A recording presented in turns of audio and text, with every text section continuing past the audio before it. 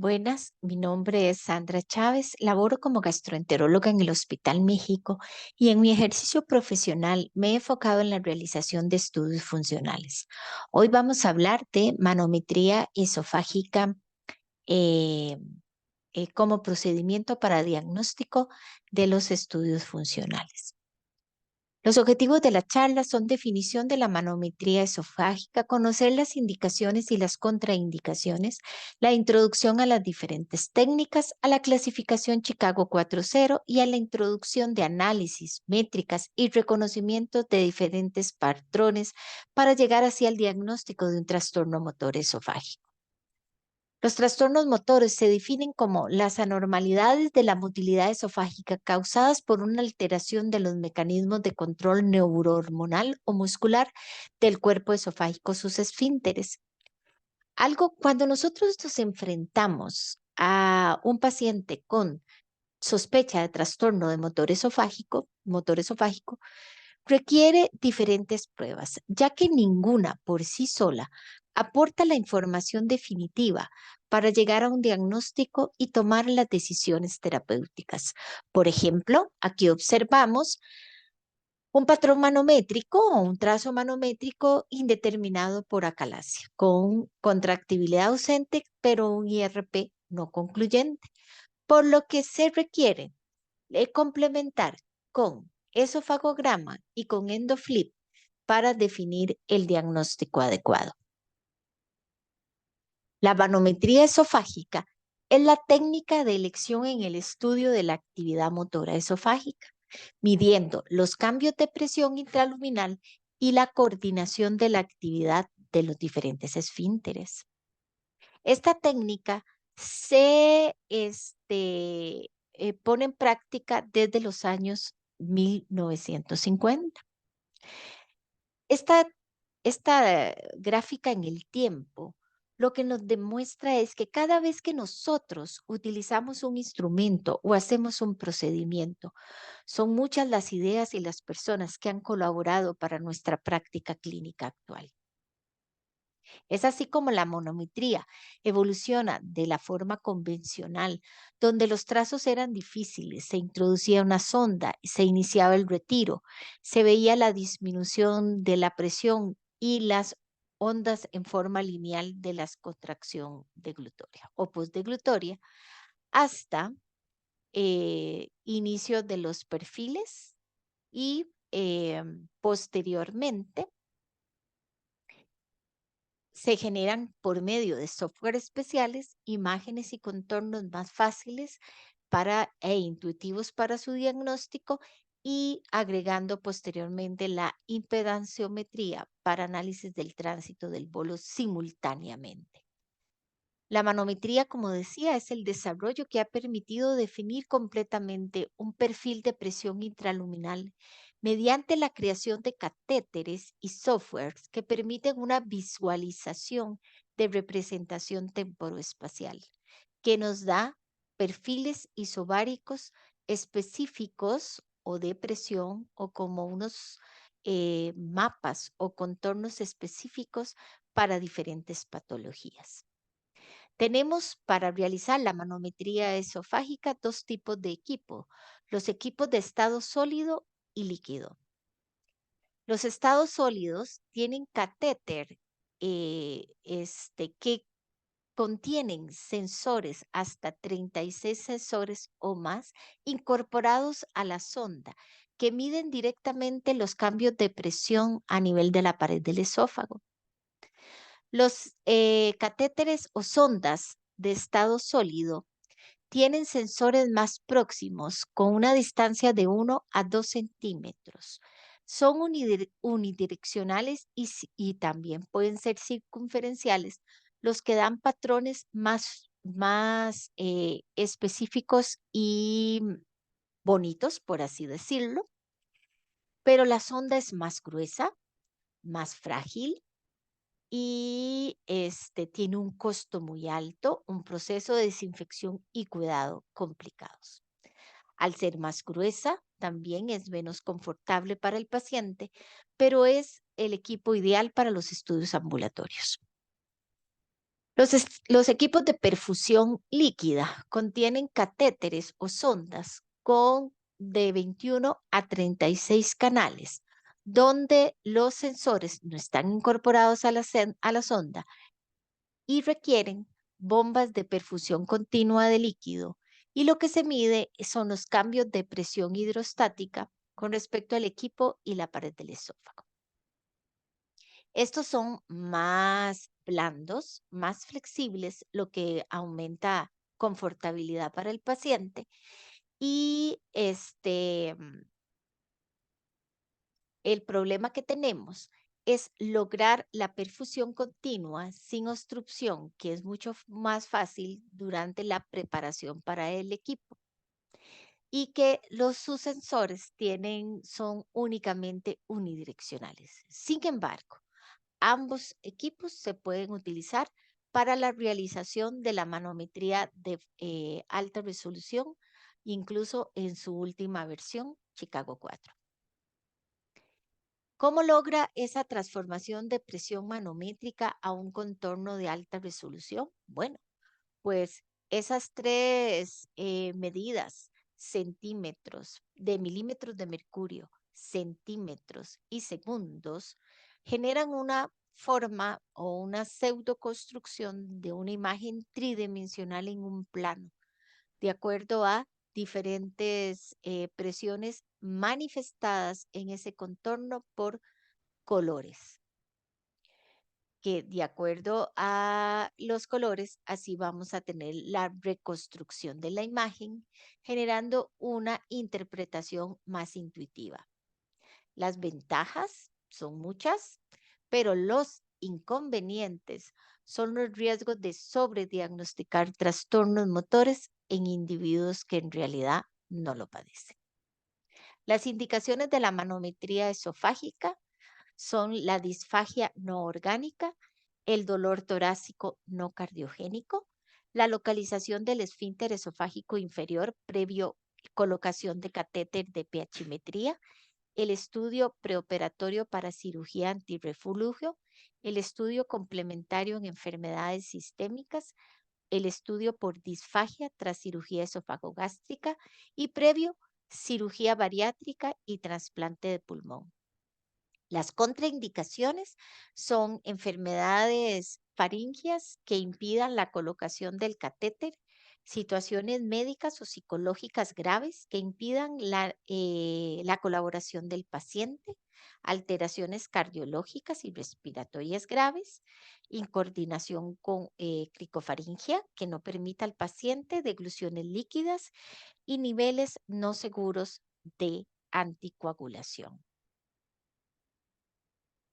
Cuando nosotros realizamos la manometría de alta resolución, podemos definir puntos anatómicos claramente como el esfínter esofágico superior, el cuerpo esofágico y el esfínter esofágico inferior.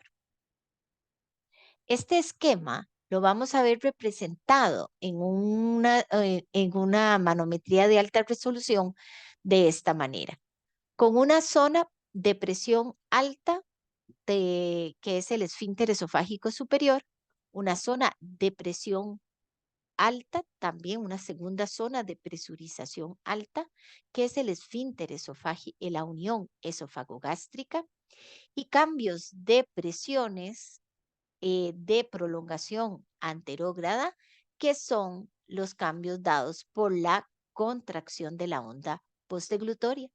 Cuando nosotros hablamos de perfil isobárico, nos estamos refiriendo a esta línea que siempre vamos a encontrar en los trazos de manometría esofágica, donde las presiones más bajas van a ser de colores azules, oscuros, claros o celestes, incrementando la presión y el incremento de presión es equivalente al incremento de color, siendo los colores naranja, rojos o hasta violáceos los que corresponden o equivalen a las presiones mayores.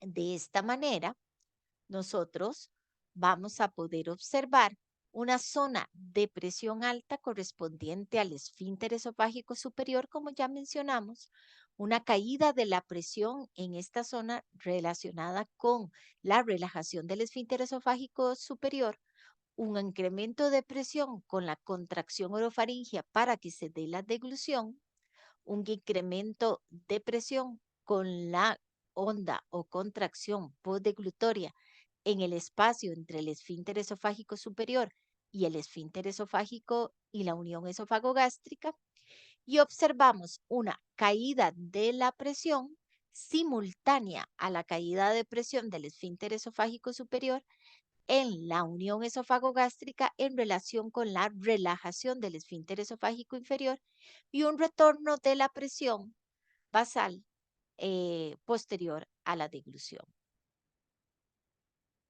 El cuerpo esofágico, cuando nosotros lo analizamos en la manometría de alta resolución, lo vamos a subclasificar en segmentos y valles expresivos. El segmento S1, que es el que corresponde al músculo estriado, es seguido de un valle presivo, que es la zona de transición, que es donde se da la transición del músculo estriado al músculo liso. Posteriormente, vamos a observar un segundo segmento S2 que corresponde al esófago tubular, un valle presivo que corresponde al punto de desaceleración contráctil que se denomina valle presivo M, y el ámpula epifrénica o el esófago o el tercer segmento que es el S3, seguido de un valle presivo que es el D, previo a la unión esofagogástrica. Si nosotros incluimos la DCI expandida o la contracción del esfínter de la unión esofagogástrica, lo vamos a clasificar como S4. Una vez que nosotros tenemos el equipo, vamos a tener una clasificación. ¿Por qué? Porque el ser humano necesita clasificar y yo creo que es óptimo porque las diferentes versiones de clasificación nos van a ir mejorando poco a poco nuestra clasificación de los trastornos motores. Igual la manometría esofágica no se ha librado de la necesidad del ser humano de clasificar y entonces actualmente desde el 2008 hasta el 2021 tenemos 4 versiones de la clasificación Chicago, una tras otra intentando optimizar el diagnóstico y actualmente ya se está dando la clasificación 5. ¿Qué puntos resalto? Hay varias cosas diferentes, pero me parece muy importante resaltar que la clasificación 4.0 viene a tratar de solucionar un problema de la versión 3, que es el sobrediagnóstico de la unión esofagogástrica.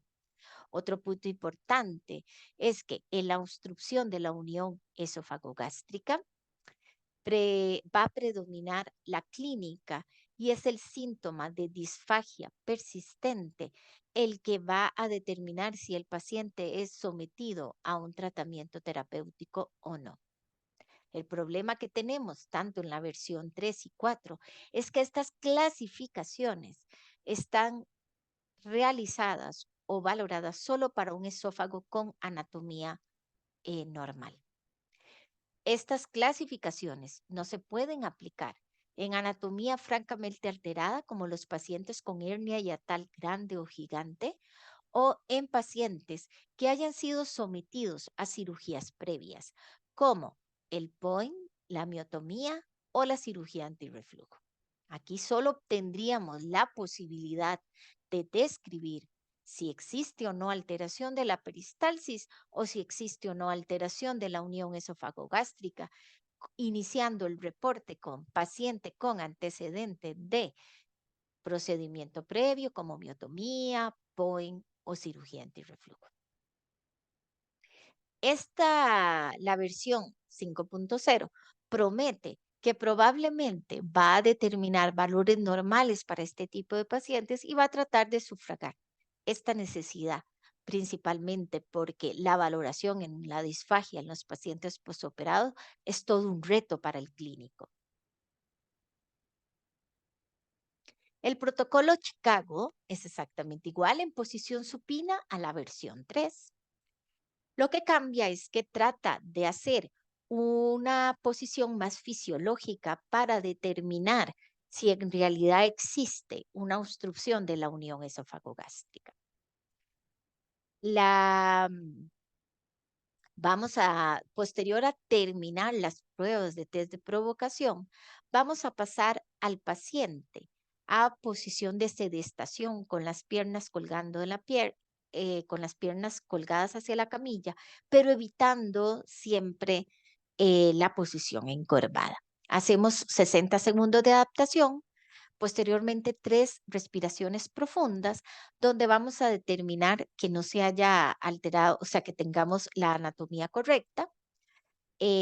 Hacemos una presión de reposo, 5 degluciones líquidas y los test de provocación, que pueden ser los tragos rápidos o usualmente el test de sobrecarga de 100 a 200 cc con degluciones rápidas. Si aún a pesar de eso la sospecha de obstrucción de la unión esofagogástrica es alta y no se ha podido demostrar, vamos a pasar a los test de degluciones sólidas, que son 10 degluciones con un cc de a un alimento viscoso o suave, puede ser arroz, pan blando o yo utilizo masmelos o malvadiscos, utilizo medio malvadisco y el paciente hace las degluciones, que son 10 degluciones. Posteriormente, si no todavía no podemos o no reproducimos el síntoma con este tipo de alimento, podemos hacer la comida, podemos darle una comida sólida, 200 gramos, o con el alimento que el paciente refiere que presente el síntoma. También están descritas pruebas de provocación de fármacos, donde en acalasia presentan con respuestas contradictorias, como con la infusión de colicistoquinina o un inhalador se produce, que produce una respuesta paradójica, que no se están haciendo actualmente en nuestro país. Si aún así los resultados no son concluyentes, podemos ir a otras pruebas como el esofagograma cronometrado y la planimetría por impedancia endoluminal o endoflip. Algo importante es que, número uno, yo puedo cambiar la posición de supino a sedestación. O sea, puedo empezar en sedestación y hacer las 5 degluciones en supino, pero siempre en la primera prueba, perdón, el diagnóstico es con el promedio de las 10 degluciones en la primera parte y en la primera prueba. Siempre vamos a hacer las 10 degluciones, no importa el tipo de posición. Y el diagnóstico se va a realizar siempre con las 10 degluciones en la posición inicial con el promedio. Y los test de provocación son modos de ayuda o de apoyo.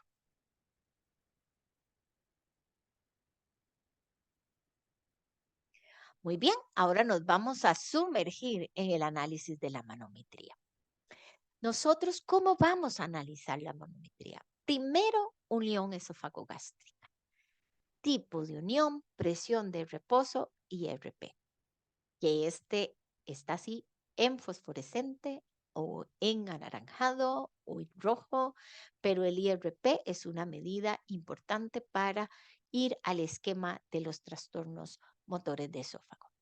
La unión esofagogástrica, como ya dijimos, tiene un componente eh, del esfínter esofágico inferior intrínseco y un componente crural diafragmático o de la crura diafragmática, que en posición normal se interponen, o sea, no se separan y mantienen movimientos recíprocos en forma de V en inspiración y expiración que ayuda a mantener la barrera contra el reflujo esofagogástrico.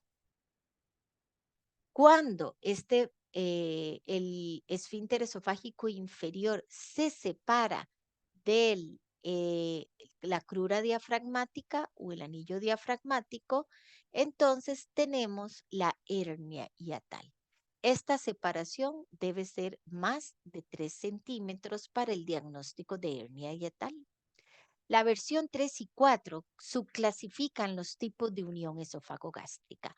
Ambas versiones están actualmente en periodo vigentes y estamos en el periodo de probablemente traslape de versión 3 a 4, por lo que se pueden utilizar cualquiera de las dos clasificaciones y sería correcto. La versión 3 clasifica tipo 1, la normal, que ya le explicamos, tipo 2, que es cuando existe una separación menor de 3 centímetros de la unión esófago del esfínter propiamente con la crura diafragmática, y la tipo 3, que es cuando existe la de hernia hiatal, con una separación mayor de 3 centímetros, con el punto de inversión respiratoria proximal a la crura o con el punto de inversión respiratoria proximal al esfínter propiamente. La versión 4 lo que hace es que no utiliza esta, y la A es la normal, B y C. El punto de inversión respiratoria es cuando usualmente está dentro de la unión esofagogástrica y durante la inspiración en tórax la presión es negativa, y cuando llegamos a cámara gástrica o al compartimento abdominal la presión se vuelve positiva. El punto donde la onda se invierte es el punto de inversión respiratoria. La presión de relajación integrada o la IRP es una mediana. Este es el cajón de la IRP.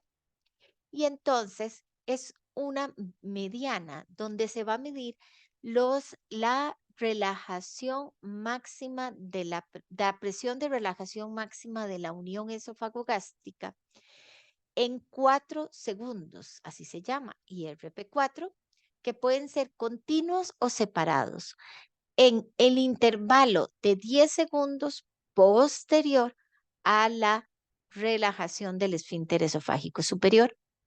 Como dijimos anteriormente, el equipo de manometría sólida y alta y líquida no son equivalentes tampoco en los valores normales. Entonces, debemos utilizar los valores de acuerdo al equipo, en posición y a la posición del paciente. En posición supino, usualmente el IRP es mayor que en la posición de sedestación o vertical.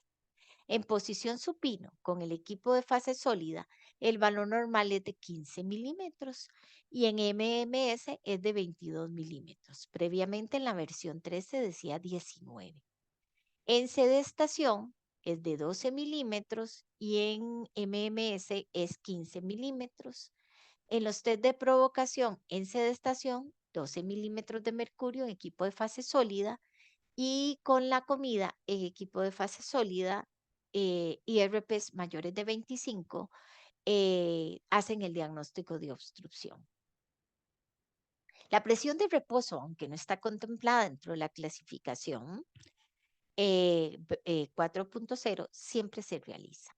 Y vamos a hacer de 20 a 30 segundos sin degluciones, por lo menos valorándose 3 ciclos que podemos observar aquí, que con la inspiración profunda la presión negativa cae. Entonces, cuando tenemos, por lo menos debemos tener 3 ciclos de respiraciones profundas, lentas, para que sea confiable, y los parámetros son de 10 a 40 milímetros de mercurio. Una vez que nosotros valoramos la unión esofagogástrica, la presión y el IRP, vamos a las degluciones. En las degluciones, la contractibilidad del cuerpo esofágico se mide por el vigor o fuerza contráctil y el patrón de contractibilidad. Entonces, contractibilidad, el 1 y 2 miden esa contractibilidad y valoramos también el 3, que es la presión intravolo, que habla de la obstrucción de la unión.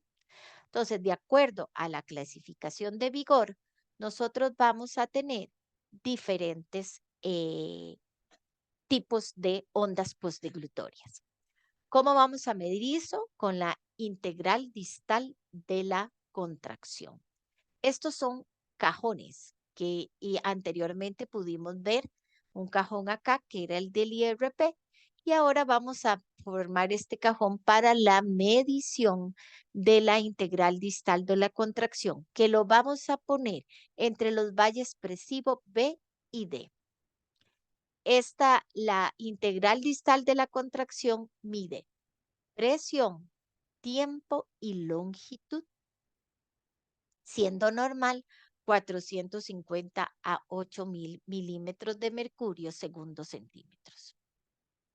Otro punto que vamos a hacer después de colocar el cajón de la presión de la integral distal de la contracción, perdón, vamos a ubicar el punto de desaceleración contráctil.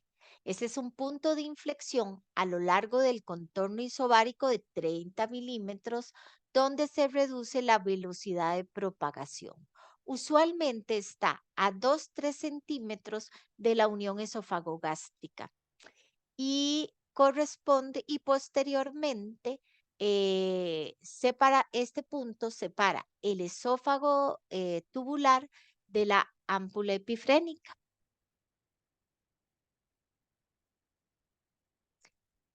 Posterior a colocar el punto de desaceleración contráctil, vamos a colocar o vamos a analizar la latencia distal. La latencia es la inhibición de la contracción dada en respuesta a la deglución. Entonces, la latencia es la distancia entre la relajación del esfínter esofágico superior y el punto de desaceleración contráctil. La latencia distal normal es más de 4.5 segundos. De acuerdo a todo lo anterior, vamos a tener varios patrones de eh, eh, peristalsis o de onda postdeglutoria. Vamos a tener la peristalsis interrumpida, donde la DCI es menor de 100 milímetros por segundo por centímetro. Entonces, aquí tenemos la deglución y si nosotros hacemos, perdón, si nosotros hacemos un, eh, un si nosotros medimos la presión de esta onda, mide 57, menor de 100, peristalsis interrumpida. La contracción débil, si hacemos el cajón de la integral distal de la contracción, que iría en esta zona, 374, y entonces es la integral distal de la contracción entre 100 a 454, de 450 milímetros de mercurio según 2 centímetros. La onda hipercontráctil es aquella en la que cuando medimos el cajón de la integral distal, nos va a dar presiones mayores a 8000 milímetros de mercurio según 2 centímetros. Y la contracción normal que ya habíamos descrito. Otro fenómeno que podemos observar es el acortamiento esofágico, que es por una incoordinación de las fibras longitudinales y circulares y que se normaliza posterior a la finalización de la deglución y es un fenómeno que se ve muy frecuente en acalasia también. El patrón de contracción, que dijimos que es parte de la medición de la función y fuerza de la contractibilidad del esófago, y de acuerdo a esto, lo que nos va y de acuerdo al patrón de contracción, vamos a tener 4 patrones. El prematuro, que es cuando la latencia distal mide menos de 4.5, que está presente en espasmo esofágico difuso. El patrón fragmentado, que es con ondas mayores de 450 milímetros de mercurio y defectos mayores de 5, hacemos el diagnóstico de patrón fragmentado. Es importante que también en la anterior, la onda prematura, la integral distal de la contracción debe ser mayor de 450, igual que en la peristalsis fragmentado, patrón fragmentado. Y luego el intacto con ausencia de todas esas anteriores. El patrón de presión intrabolo es otro factor que vamos a determinar y entonces podemos encontrar presurizaciones patológicas. La primera que vamos a analizar es la presurización panesofágica, que es una presión uniforme mayor de 30 milímetros entre la unión entre el esfínter esofágico superior y la unión esófago-gástrica. Es frecuente en acalasias esofágicas o se presenta en acalasias esofágicas.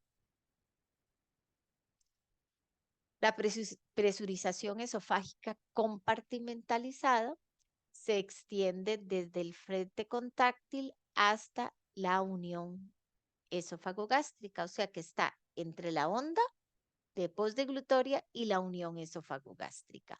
Presiones mayores de 30 milímetros de mercurio.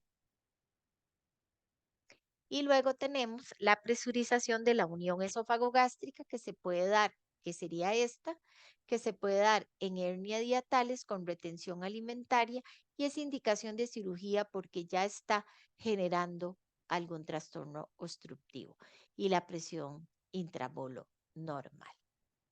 Continuamos con unas pocas palabras de la manometría esofágica con impedanciometría.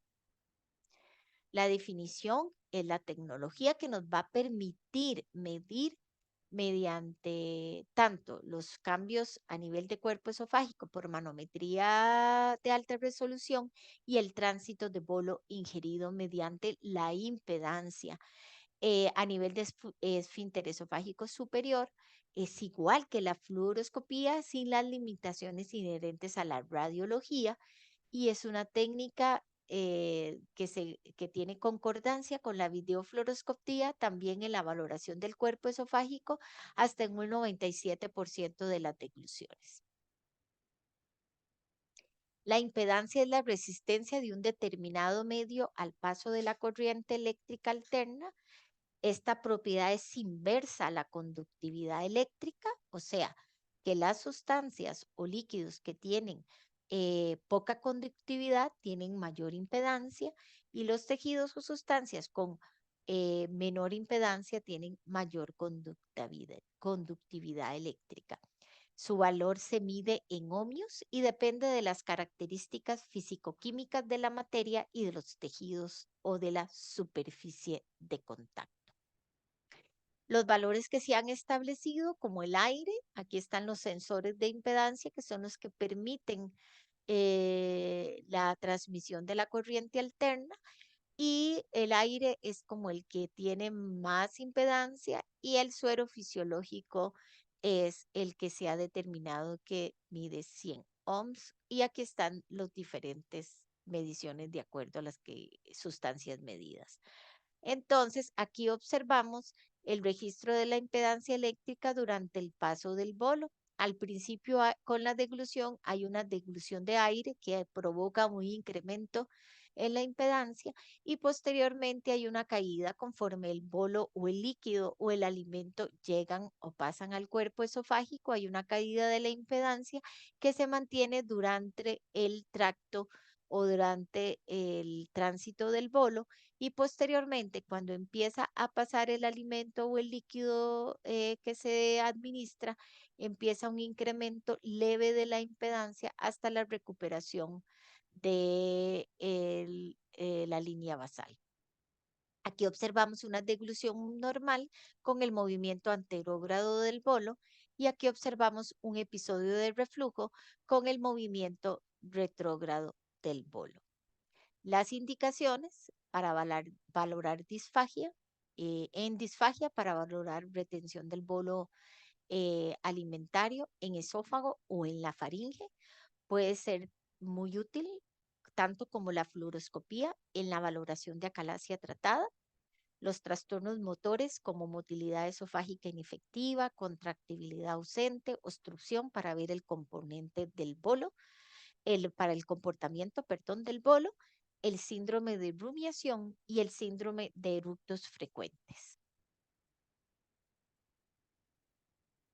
Vamos a observar entonces un trazo de manometría con impedanciometría en la que observamos un trago completo. Aquí está la onda normal y aquí está la deglución, el aire y la deglución normal anterógrada. Aquí vamos a observar una deglución con una peristalsis fragmentada con un defecto mayor grande. Aquí observamos la línea basal, observamos el incremento de la presión, viene pero se detiene y no avanza. Y aquí la recuperación de la línea basal sin que el tránsito del bolo se complete. Aquí observamos donde hay un episodio de reflujo posterior a la deglución, donde se devuelve en forma retrógrada. Este es un test de sobrecarga de 200 cc con impedancia, donde no se ve donde se ve la presurización esofágica y donde no se termina de aclarar el tránsito o el bolo de alimento o líquido. Esto es una pincelada de los conceptos de manometría esofágica y manometría con impedanciometría. Y entonces los invito a reforzar estos conceptos cuando roten en el Hospital México, que me visiten, con gusto los recibo en la sala de estudios funcionales. Les agradezco mucho su atención.